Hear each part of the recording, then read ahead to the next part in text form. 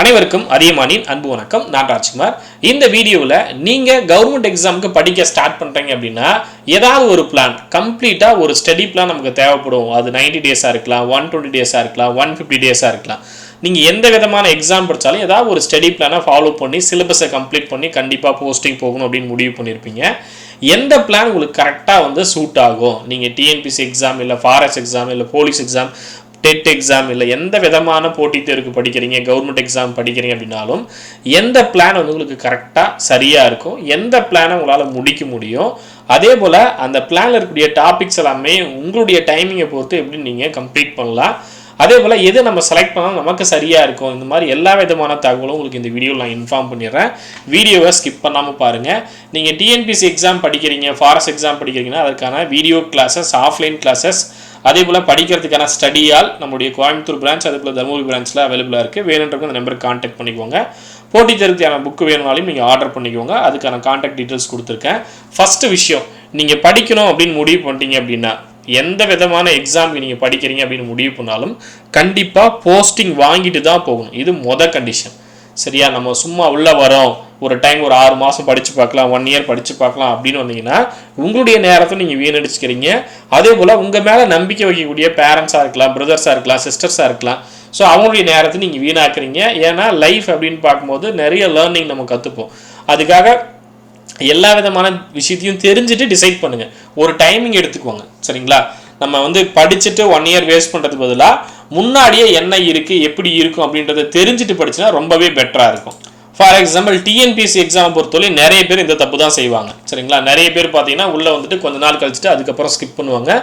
But உங்களை பொறுத்தவரை நீங்கள் கண்டிப்பாக நல்ல டிசிஷன் மேக்கராக இருக்கீங்க அப்படின்னா கண்டிப்பாக உங்களால் இந்த எக்ஸாம் தான் நம்ம படிக்க போகிறோம், இதுக்கான போர்ஷன்ஸ் அப்படின்றத டிசைட் பண்ணிட்டு அதுக்கான பிளானை உங்களால் செலக்ட் பண்ண முடியும். இப்போ ரீசெண்டாக நம்ம டிஎன்பிசி குரூப் 4 எக்ஸாம் எடுத்துக்கலாம். அது கிட்டத்தட்ட நமக்கு ஒரு 5 மாதங்கள் இருக்குது. அப்போ 5 மாதங்களுக்குள்ளே நம்மளால் எப்படி எல்லாத்தையும் கவர் பண்ண முடியும், எந்த பிளான் கரெக்டாக இருக்கும்? நீங்கள் நிறைய பிளான் பார்த்துருப்பீங்க. 60 டேஸ் பிளான் பார்த்துருப்பீங்க, 90 டேஸ் பார்த்துருப்பீங்க, 100 நாள் பார்த்துருப்பீங்க, 120 நாள் பார்த்துருப்பீங்க, 150 நாள் பார்த்துருப்பீங்க. இப்போ நிறைய பார்த்துட்டு நம்ம கன்ஃபியூஸ் ஆகும், எது நம்ம செலக்ட் பண்ணுறது, எது நமக்கு சரியாக இருக்கும் அப்படின்னு உங்களுக்கு டவுட் இருக்கும். ஸோ அப்படி இருக்கும்போது இந்த விஷயங்கள்லாம் முதல்ல நீங்கள் தெரிஞ்சுக்கோங்க. பிளானை செலக்ட் பண்ணுறதுக்கு முன்னாடி முதல்ல நான் சொல்லக்கூடிய விஷயத்தெல்லாம் நீங்கள் லிஸ்ட் அவுட் பண்ணுங்கள். சரியா? அதுக்கப்புறம் பிளானை செலக்ட் பண்ணுங்கள். சரியா? அந்த பிளானை எப்படி செலக்ட் பண்ணுன்றதையும் சொல்லிடுறேன். First syllabus. எந்த எக்ஸாமுக்கு படிக்கிறீங்களோ அந்த எக்ஸாமுக்கான சிலபஸை முதல்ல எடுத்து பாருங்கள். குரூப் 4னா தமிழ் இருக்கும், ஜிஎஸ் இருக்கும், மேக்ஸ் இருக்கும். சரியா? அதே போல் ஃபாரஸ்ட் எக்ஸாம்னா ஃபாரஸ்ட் எக்ஸாமுக்கான சிலபஸ் கொடுத்துருப்பாங்க. அதில் ஜிஎஸ்க்கான வெயிட்டேஜ் இருக்கும். உங்களுக்கு இங்கே குரூப் 4 பொறுத்தவரை யூனிட் 8, 9 இருக்கும், அங்கே இருக்காது. சரிங்களா? டிஎன்பிசியில் ரைஸ் அப்டேட் பண்ணாங்கன்னா அந்த பிளானுக்காக வெயிட் பண்ணலாம். அதே போல் எஸ்ஏ எக்ஸாமாக இருக்கலாம், இல்லை பிசி எக்ஸாமாக இருக்கலாம். இதில் பார்த்தீங்கன்னா உங்களுக்கு உளவியல் இருக்கும், அதே போல் தமிழும் இருக்கும், மற்ற மொழித்திறன் பயிற்சியும் இருக்கும். இது இல்லாமல் உங்களுக்கு ஜிஎஸ் பார்ட்டும் இருக்கும். ஒரு சில இடத்துல கொஷினுக்கான வெயிட்டேஜ் மாறும். அப்போ சிலபஸை முதல்ல எடுத்து பார்க்கணும். சரியா? சிலபஸை பார்த்தா மட்டும் போதுமா? சிலபஸ் வச்சு நம்ம எதையும் கண்டுபிடிக்க முடியாது. அப்போ ப்ரீவியஸ் இயர் கொஷின் பேப்பர் இது முழுக்க புதுசாக படிக்கிறவங்க இது எல்லாமே நோட் பண்ணிக்கோங்க. சரியா? ஏன்னா இது எல்லாமே ரொம்ப முக்கியமான விஷயங்கள். அப்போ தான் உங்களுக்கு சரியான முடிவு எடுக்க முடியும். இப்போ ப்ரீவியஸ் இயர் கொஷின் எந்த எக்ஸாம் படிக்கலாம்னு டிசைட் பண்ணுறீங்களோ அது மட்டும் ப்ரீவியஸ் இயர் கொஷின் பார்க்க வேண்டாம். மற்றதும் ஒரு டைம் செக் பண்ணுங்கள். ஓகே, மற்ற எக்ஸாமில் என்ன மாதிரி கேட்குறாங்க, இந்த மாதிரி லெவலில் தான் கொஷின் இருக்குது, அப்போ இந்த எக்ஸாம் நம்ம படிக்கலாம் அப்படின்ற ஒரு முடிவு எடுத்து உங்களுக்கு மற்ற கொஷின் பேப்பரும் யூஸ்ஃபுல்லாக இருக்கும். குரூப் 4ஆக இருக்கலாம், குரூப் 2ஆக இருக்கலாம், குரூப் 1ஆக இருக்கலாம், எஸ்ஏஆர் இருக்கலாம், பிசிஆர் இருக்கலாம், ஃபாரஸ்டாக இருக்கலாம். இந்த மாதிரி எந்த எக்ஸாமுக்கெலாம் உங்களுக்கு ஒரு ஐடியா இருக்கோ அந்த எக்ஸாமுக்கான கொஷின் பேப்பர்லாம் பாருங்கள். அப்புறம் அதுக்கு படிக்கிறதுக்கு என்னென்ன புக்கெலாம் நமக்கு தேவை. இப்போ டிஎன்பிசினா நிறைய சிலபஸ் இருக்குது. அப்போ இதெல்லாம் படிக்கணும், கிட்டத்தட்ட ஒரு 15 புக்கு படிக்கணும். அதே போல் தமிழுக்கு ஒரு 4 புக்கு படிக்கணும், இல்லை ஸ்கூல் புக் எல்லாமே எடுத்து தமிழுக்கு, ஜிஎஸ்க்கு, மேக்ஸ்க்கு இதுக்கெல்லாம் படிக்கணும். அதே போல் போலீஸ்னால் இதெல்லாம் படிக்கணும். இது ஒன்லைனர் மாதிரி படித்தா போதும், பாக்ஸ் படித்தா போதும், புக் பேக் படித்தா போதும். இந்த மாதிரி ஒவ்வொன்றுக்கும் ஒரு வெயிட்டேஜ் இருக்கும். அப்போ என்ன மாதிரியான புக்கெலாம் நம்ம படிக்கணும் அதை லிஸ்ட் அவுட் பண்ணுங்கள். சரியா?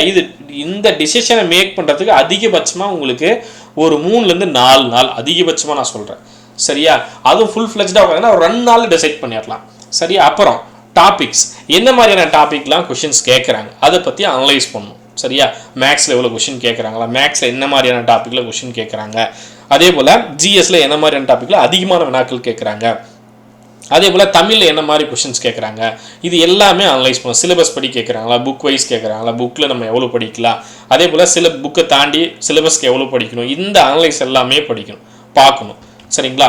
அதுக்கப்புறம் நீங்கள் எந்த ஜாபுக்கு படிக்க போகிறீங்க, அதாவது உங்களுடைய எய்ம் என்ன? எல்லாரும் ஒரே ஜாப்க்கு எய்ம் பண்ண போகிறது. சில பேர் குரூப் 2க்கு போவாங்க, சில பேர் குரூப் 2 இன்டர்வியூ தான் ஃபோக்கஸ் பண்ணுவாங்க, சில பேர் குரூப் 4 ஃபோக்கஸ் பண்ணுவாங்க, சில பேர் நான் போலீஸ் ஆகணும் அப்படின்னு நினைப்பாங்க, சில பேர் நான் ஃபாரஸ்டர் ஆகணும், ஃபாரஸ்ட் டிபார்ட்மெண்ட் போகணும் அப்படின்னு நினைப்பாங்க. அதுவும் இப்போ பார்த்தீங்கன்னா டிஎன்பிஎஸ்சியில் ஆவின் இதெல்லாம் இன்க்ளூட் பண்ணியிருக்காங்க. ஸோ சில பேர் அதுக்கு போகணும்னு நினைப்பீங்க. ஸோ கவர்மெண்ட் எக்ஸாம் போகணும் அப்படின்னாலும் நீங்கள் எந்த மாதிரியான வேலைக்கு போக போகிறீங்க? வியூ ஆக போகிறீங்களா, இல்லை ஜூனியர் அசிஸ்டன்ட் ஆக போகிறீங்களா, டைப்பிஸ்ட் ஆக போகிறீங்களா? ஸோ உங்களுடைய எய்ம் என்ன? அந்த ஜாபை முதல்ல ஃபோக்கஸ் பண்ணுங்கள். அது ரொம்ப ரொம்ப முக்கியம். அதை வச்சு தான் நீங்கள் படிக்க போகிறீங்க. யாரோ ஒருத்தர் சொல்கிறாங்கன்றதுலாம் நீங்கள் படிக்க போகிறதில்ல. உங்களுடைய எய்ம் என்னவோ அதுக்கு படிங்க. சரியா? இப்போ எக்ஸாமை செலக்ட் பண்ணிட்டீங்க, அதிகபட்சமாக ஒரு 2 எக்ஸாம் 3 எக்ஸாம், ஏன்னா ஒரே மாதிரி இருக்கிறத படிங்க. இந்த பக்கம் எஸ்ஐக்கு படிக்கிறேன், இந்த பக்கம் குரூப் 4 படிக்கிறேன், அப்படி படிக்காதீங்க. கிட்டத்தட்ட சிலபஸ் சிமிலராக இருக்கிற மாதிரி இருக்கிற எக்ஸாமுக்கு படிச்சுன்னா உங்களுக்கு டைம் சேவ் ஆகும்.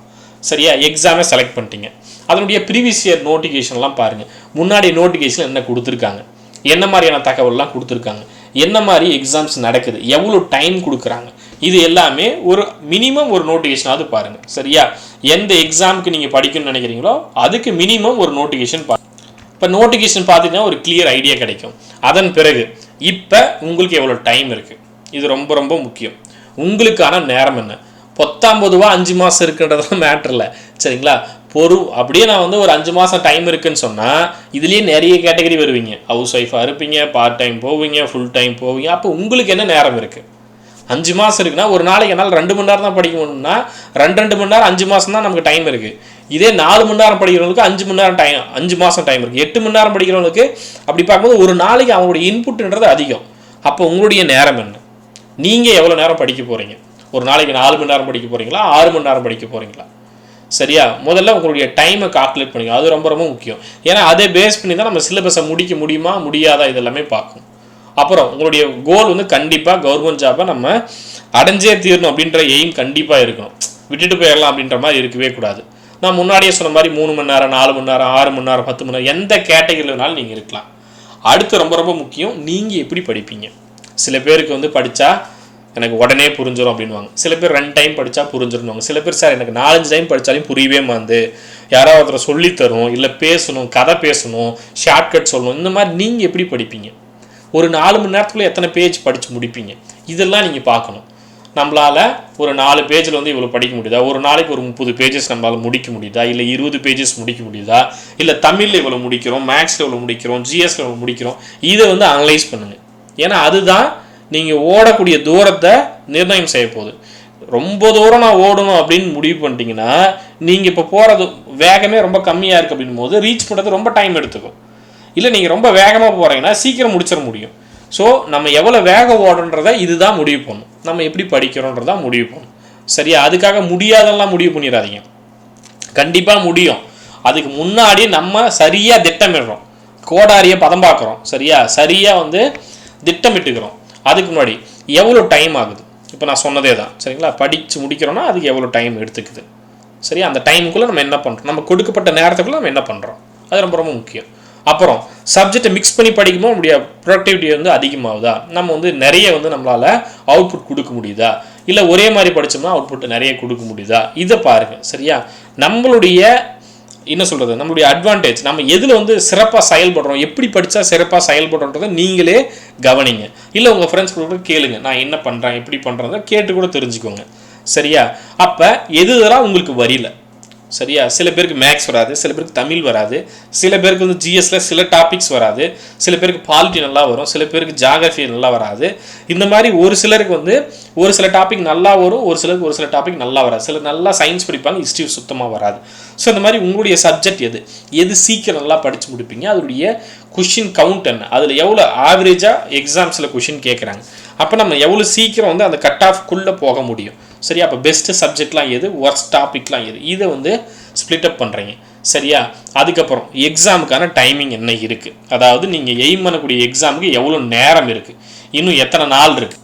ஃபார் எக்ஸாம்பிள் இப்போ நம்ம குரூப் 4 எக்ஸாம் எடுத்துக்கலாம், இல்லை ஃபாரஸ்ட் எக்ஸாம் எடுத்துக்கலாம். அதில் ஜூனில் வரும் அப்படின்ற மாதிரி சொல்லியிருக்காங்க, ஜூன் ஜூலை. சரியா? அதுக்குள்ளே எக்ஸாம் நடந்துடும் அப்படின்னா அதுக்கு உள்ளே நம்ம முடிக்கணும்.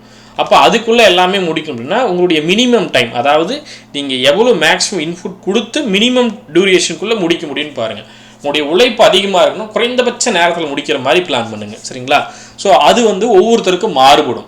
அதே போல் ரிவிஷனும் பண்ணுற மாதிரி பார்த்துக்கோங்க. இது நீங்கள் டெய்லியுமே பண்ணணும். அதாவது ஒரு 3 மணி நேரம் படிக்கிறீங்கன்னா ஒரு 1/4 மணி நேரமாக ரிவிஷன் பண்ணுங்கள், அரை மணி நேரமாக ரிவிஷன் பண்ணுங்கள்.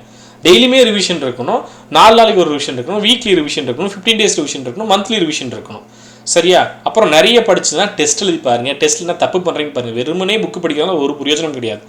படிக்கிறோமா, டெஸ்ட் எழுதி பார்க்கணும், மிஸ்டேக்கை பார்க்கணும், அந்த மிஸ்டேக்லேருந்து கற்றுக்கணும், மறுபடியும் அந்த மிஸ்டேக்கை பண்ணாமல் இருக்கணும். சரியா? அதுக்கப்புறம் உங்களுடைய டேஸ் இதுதான் ஃபைனலாக பிளானுக்கு செலக்ட் பண்ணக்கூடிய நாட்கள். அதாவது 90 டேஸா இல்லை 120 டேஸா இல்லை 150 டேஸா.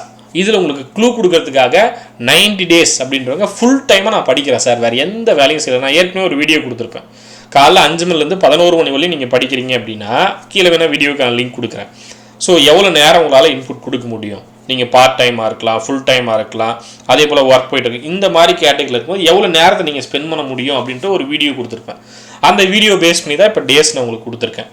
ஸோ எப்படி இருந்தாலும் அதாவது ஒரு எக்ஸாமை ஃபிக்ஸ் பண்ணிவிட்டு இந்த டேஸ் சொல்கிறேன். இப்போ ஜூன் ஜூலையில் வருதுன்னா மேக்ஸிமம் 150 டேஸ் தான் போகணும், மினிமம் 90 டேஸ் தான் போகணும். சரிங்களா? அப்போ ஃபுல் டைமாக படிக்கிறா 90 டேஸ் எடுத்துக்கோங்க. சார் என்னால் பார்ட் டைம் தான் படிக்க முடியும், ஒரு 5 மணி நேரம் தான் படிக்க முடியும் அப்படின்னா 120 டேஸ் போய்க்கோங்க. சரிங்களா? அவ்வளோ நேரம் தான் முடிக்க முடியும்னா, ஏன்னா நீங்கள் பிளானை 80 டேஸ் 60 டேஸ்க்கு போட்டுட்டு முடிக்க முடியலன்னா 2வது வாரமே வருத்தப்பட ஆரம்பிச்சிருவீங்க. சரி, அப்போ பிளானும் உங்களால் முடிக்கிற மாதிரி இருக்கணும். சில பேர் என்ன பண்ணுவாங்க, மெதுவாக தான் படிப்பாங்க, ஆனால் 90 டேஸ் பிளான் போதும் அப்படின்னு நினைப்பாங்க. சரிங்களா? அதாவது நீங்கள் வெளியில் ஏதாவது பிளான் நீங்கள் டவுன்லோட் பண்ணி வச்சுருக்கலாம், அதை ஒரு டைம் பாருங்கள். ஆனால் உங்களுக்குன்னு ஒரு ஓன் பிளான் இருக்கணும், அது ரொம்ப முக்கியம். அதையும் நான் சொல்கிறேன். சரிங்களா? பிளான் எது வேணாலும் இருக்கலாம், ஆனால் அது நம்மளால் எவ்வளோ நாட்களுக்குள்ளே முடிக்க முடியுது, நம்மளுடைய ஓன் பிளான் என்ன. இப்போ நம்மளே பார்த்தீங்கன்னா 150 டேஸ் கொடுத்துருப்போம், 110 நாள் கொடுத்துருப்போம், 120 டேஸ் கொடுத்துருப்போம். சரிங்களா? 90 டேஸ் கொடுத்துருப்போம், 100 டேஸ் கொடுத்துருப்போம். இப்போ ரீசெண்டாக குரூப் 4 எக்ஸாமுக்கு 125 நாள், 110 நாள் இந்த மாதிரி கொடுத்துருப்போம். ஸோ அப்படி இருக்கும்போது நீங்கள் உங்களுடைய டைமிங் என்ன அப்படின்றத பொறுத்து இந்த டேஸை செலக்ட் பண்ணுங்கள். சரிங்களா? 90 நாள் செலக்ட் பண்ணலாமா, 120 டேஸ் செலக்ட் பண்ணலாமா, 150 டேஸ் செலக்ட் பண்ணலாமா அப்படின்றத டிசைட் பண்ணுங்கள். பார்ட் டைமாக போகிறீங்கன்னா கண்டிப்பாக 120 டேஸ் அப்படின்றது சரியாக இருக்கும்.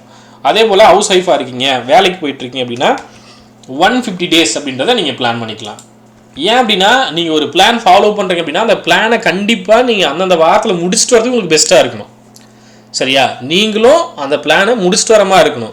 முடிக்காமல் அப்படி அப்படியே தள்ளி போட்டிங்கன்னா 100 நாள்ன்றது 150 நாள் ஆகும். அப்போ 150 டேஸ் பிளானை ஃபாலோ பண்ணி நீ மன உளைச்சல் இல்லாமல் அதை படிச்சிருப்பீங்கல்ல. சரியா? அதுக்குன்னு நான் 200 நாள் பிளானை இப்போ ஃபாலோ பண்ணக்கூடாது. அதாவது எக்ஸாமுக்கு என்ன டைமிங் இருக்கோ அதுக்குள்ளே வாங்க.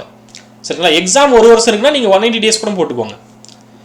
சரியா? அது பிரச்சனை இல்லை, 200 நாள் கூட போட்டுக்கோங்க. எக்ஸாமுக்கு 300 நாள் இருக்குது, 350 நாள் இருக்குது அப்படின்னா நீங்கள் 200 நாள் பிளானை தாராளமாக ஃபாலோ பண்ணலாம், ஒன்றும் தப்பு இல்லை. ஆனால் எக்ஸாம் டியூரேஷன் என்னவோ, இப்போ நான் குரூப் 4 வச்சு நான் சொல்கிறேன். இதே அடுத்து எஸ்ஐ எக்ஸாம் படிக்கிறவங்க வேறு மாதிரி பிளான் போடலாம். சரியா? பிசிக்கு படிக்கிறவங்க வேறு மாதிரி பிளான் போடலாம். சரியா? அப்போ ஏதாவது ஒரு பிளான் பிடிஎஃப் நம்ம கொடுத்த பிளான் பிடிஎஃப் நான் சொன்ன மாதிரி அதிகமாகலே 120 டேஸ், அதே போல் 110 நாள், 150 டேஸ் இந்த மாதிரி பிளான் கொடுத்துருப்போம். டவுன்லோட் பண்ணிட்டு நீங்கள் ஒரு டைம் செக் பண்ணுங்கள். சரியா? பிளானை ரொம்ப முக்கியமாக ஒவ்வொரு வாரத்தையும் கம்ப்ளீட் பண்ணும், ஒவ்வொரு டார்கெட்டையும் கம்ப்ளீட் பண்ணும். அப்போ உங்களுக்கான ஓன் பிளானை கண்டிப்பாக மேக் பண்ணுங்கள். கொடுக்கப்பட்ட பிளான் இல்லாமல் உங்களுக்கான நீங்கள் காலையில் எழுந்திரிச்சு என்ன பண்ண போகிறீங்க, இதெல்லாம் படிக்க போகிறீங்க, எவ்வளோ நேரம் ஸ்பெண்ட் பண்ண போகிறீங்க, என்ன சப்ஜெக்டை முடிக்க போகிறீங்க, உங்களுக்கான அந்த ஓன் பிளான் கண்டிப்பாக இருக்கணும்.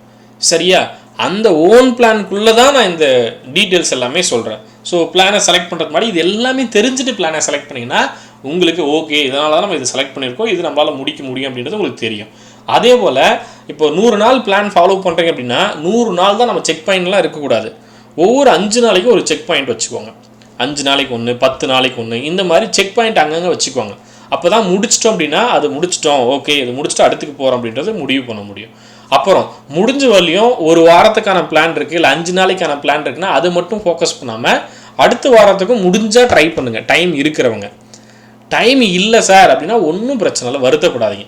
அப்போ ரொம்ப முக்கியமானது, கடைசி பாயிண்ட் ரொம்ப முக்கியமானது, யாரும் போட்ட பிளானை 100% முடிக்க போகிறதில்ல. அதாவது முடிக்க போகிறதில்லனா முடிக்கிறவங்களும் இருக்காங்க 10%, ஆனால் மெஜாரிட்டி பார்த்தீங்கன்னா முடிக்க மாட்டாங்க. பிளான் போடுவாங்க, மறுபடியும் அடுத்த வாரம் அடிச்சுட்டு புது பிளான் போடுவாங்க, மறுபடியும் அடிச்சுட்டு மறுபடியும் புது பிளான் போடுவாங்க. அப்படி இருக்கும்போது உங்கள் பிளானில் அட்லீஸ்ட் 80லேருந்து 85% கம்ப்ளீட் பண்ணினவே நீங்கள் வெற்றியாளர். 80லேருந்து 85% நீங்கள் முடிக்கிறீங்க அப்படின்னா கண்டிப்பாக உங்களால் என்ன பண்ண முடியும், ஜெயிக்க முடியும். சரிங்களா? மெஜாரிட்டி அப்படி தான் இருப்பாங்க. பட் முடிஞ்ச வரையும் 100% முடிக்க ட்ரை பண்ணுங்கள். 80லேருந்து 85% நீங்கள் முடிக்கிறேன் அப்படின்னாலையும் அதுக்காக வருத்தப்பட வேண்டாம், வருத்தப்பட்டு நேரத்தை வீணாக்க வேண்டாம். சரிங்களா? ஸோ எந்த எக்ஸாமுக்கு நீங்கள் படிக்கிறீங்க அப்படின்னாலும் மிகப்பெரிய வாழ்த்துக்கள். கண்டிப்பாக உங்களால் அரசு அதிகாரி ஆக முடியும். யார் யாரெல்லாம் என்னென்ன எக்ஸாம் படிச்சிட்டிங்க அப்படின்றத கமெண்டில் கீழே மென்ஷன் பண்ணுங்கள். எத்தனை நாளாக படிச்சுட்ருக்கீங்க, கண்டிப்பாக என்னால் இந்த போஸ்டிங் வாங்க முடியும் அப்படின்னு நினைக்கிறவங்க கீழே கமெண்டில் மென்ஷன் பண்ணுங்கள். அது உங்களுக்கு ஒரு மோட்டிவேஷனாக இருக்கும். நீங்கள் டிஎன்பிஎஸ்சி எக்ஸாம் படிக்கிறீங்க, ஃபாரஸ்ட் எக்ஸாம் படிக்கிறீங்க அப்படின்னா அதுக்கான video classes, test batch, books, அதே போல் online class, offline classes, study hall வேணுன்றவங்க இந்த நம்பர் கான்டாக்ட் பண்ணிக்கோங்க. கோயம்புத்தூர் நம்பர், அதே போல் தருமபுரி பிரான்ச் நம்பர் கொடுத்துருக்கேன். ஆஃப்லைன்லேயும் கிளாஸஸ் போயிட்டுருக்கு, யூஸ் பண்ணிக்கோங்க. புக்ஸ் வேணுன்றவங்க ஆர்டர் பண்ணிக்கோங்க. நன்றியுடன் அதிகமான குழுவும் கற்றலை தவம் ஆர்சுவரம். நன்றி, வணக்கம்.